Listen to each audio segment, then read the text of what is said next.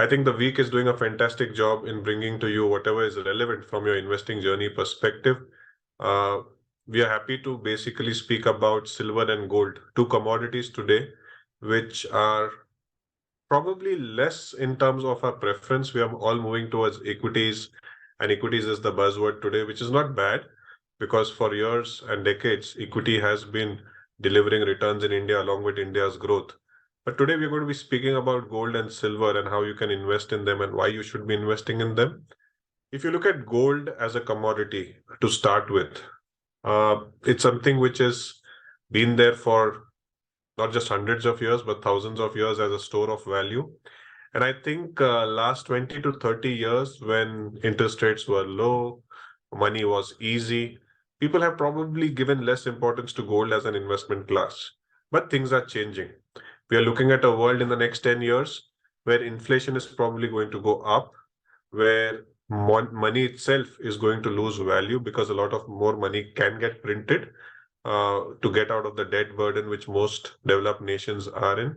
And in simple terms today, because gold in US dollar terms over the last 13 years, 2011 to 2023, has been flattish. When I say flattish, it was $1,950 then.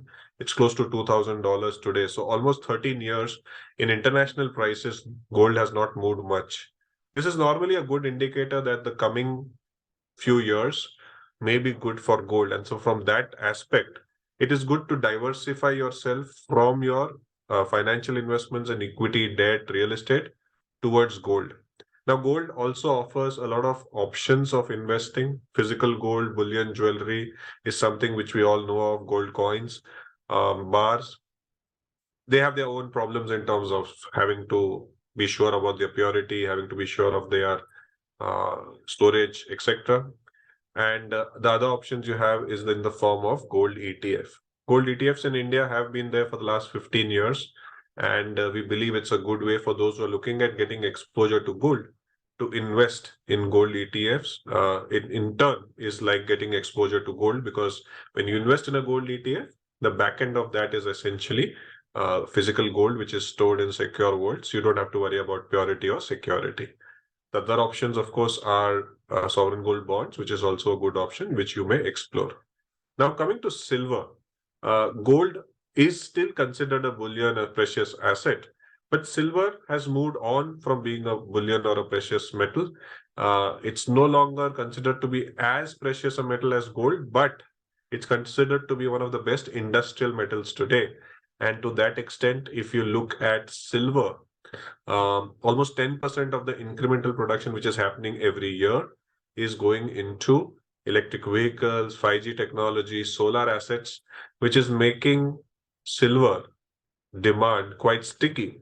And last 2 years, if I look at calendar year 2021, calendar year 2022, we've seen silver production being lower than silver demand. In other words, the demand has been more than production, which is why we've seen the kind of spike that we've seen in silver prices.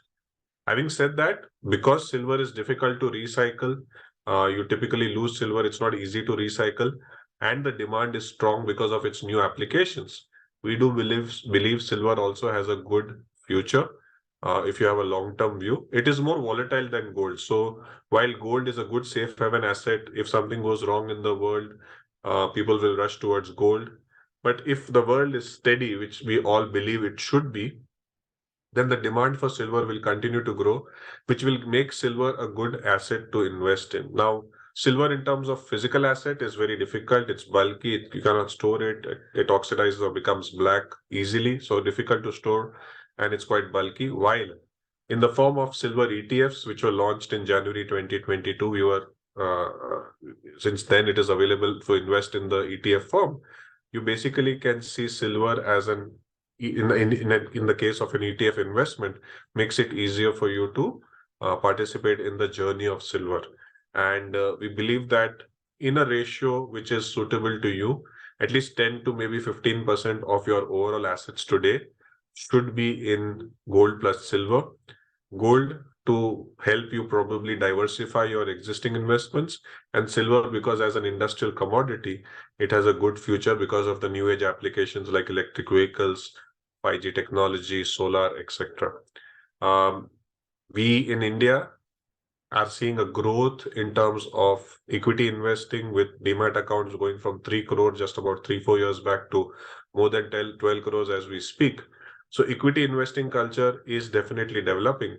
But along with that, what we should remember is diversification and asset allocation are extremely important. And that's where, at the juncture at which we are today, where the global markets are a little uncertain, it's important to have gold and silver in your portfolio. And you can easily do it through your demat account by participating in the gold and silver ETFs. And if you don't have a demat and a trading account, you can do it through the gold and silver fund of funds. Thank you and have a great week. Thank you.